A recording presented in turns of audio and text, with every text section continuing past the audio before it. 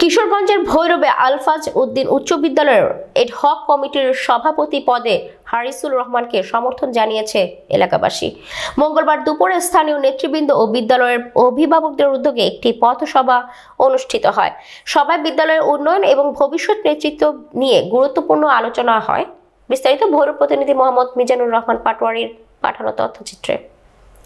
গজারিয়া ইউনিয়নের ছাত্র দলের অন্যতম সদস্য ও বৈষম্য বিরোধী ছাত্র আন্দোলনের নেতা সোলাইমান আহমেদের সঞ্চালনায় পথসভায় বক্তব্য রাখেন এডহক কমিটির সভাপতি পদপ্রার্থী হারিসুল রহমান।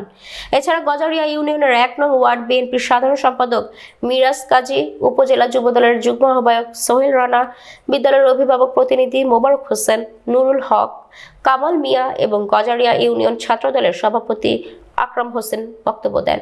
বক্তারা বলেন, বিগত দিনে বিদ্যালয়ে দুর্নীতি এবং অনিয়মের কারণে শিক্ষার্থীরা অন্য বিদ্যালয়ে চলে যেতে বাধ্য হয়েছে। তারা বলেন, সরকারের নতুন এডহক কমিটির সভাপতির দায়িত্বে একজন যোগ্য ব্যক্তি থাকা অত্যন্ত জরুরি। বক্তারা হারিসুল রহমানের অভিজ্ঞতা ও নেতৃত্ব গুণের প্রশংসা করেন এবং তাকে যোগ্য প্রার্থী হিসেবে উল্লেখ করেন। সভাপতি প্রার্থী হারিসুল রহমান বলেন, আমি যদি সভাপতি পদে নির্বাচিত হই, বিদ্যালয়ের সার্বিক উন্নয়ন ও শিক্ষার মান বৃদ্ধিতে কাজ করব। বর্তমান কমিটি নিয়ে যে ষড়যন্ত্র চলছে তার অবসান ঘটাতে আমার সর্বাত্মক প্রচেষ্টা থাকবে। স্থানীয়দের আস্থাই আমার প্রেরণা।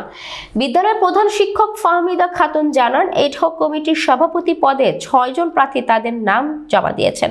তাদের মধ্যে হারিসুল রহমান, আমিনুল ইসলাম, ইমাম মেহেদি সোহেল, মাহফুজুর রহমান, কামরুজ্জামান ভুইয়া, রকি এবং আব্দুল কায়ুম রয়েছেন।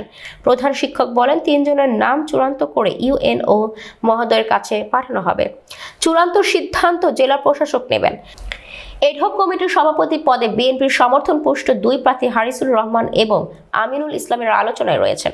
হারিসুল রহমান বিএনপির সিনিয়র নেতা হিসেবে পরিচিত, আর আমিনুল ইসলাম জেলা ছাত্র দলের নির্বাহী কমিটির অন্যতম সদস্য।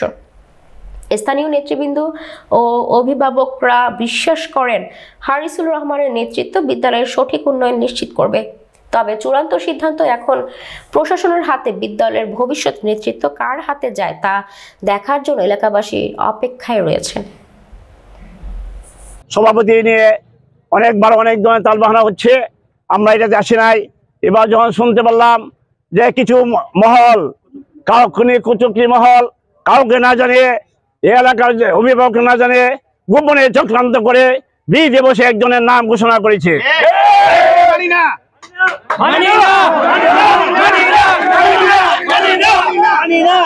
এরপর আমি জানতে পারলাম তারা কুচুকি করেছে, যাকে সমর্থন করেছে অত্র ৫ ইউনিয়নের জনগণ কেউ তাকে মানিয়ে নিতে রাজি নয়।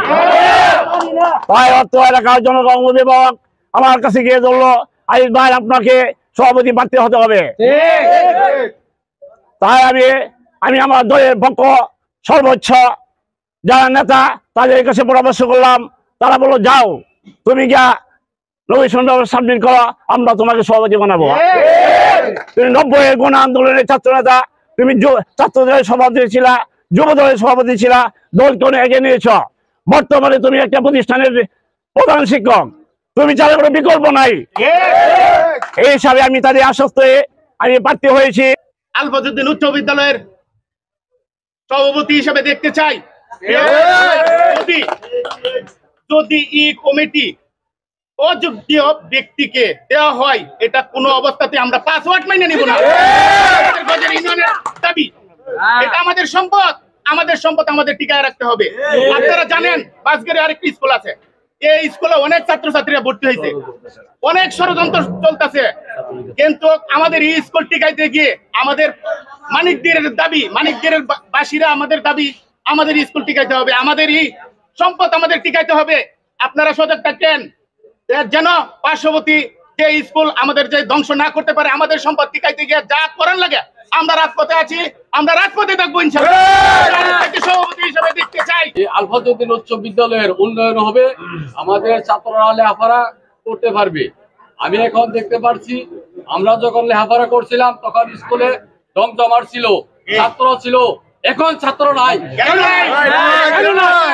অবশ্যই ম্যানেজিং কমিটির সমস্যা আছে, ছাত্র গেল কোথায়? আজকে থাকবে না কেন আমাদের পাশে? আওয়াজ করো সবাই।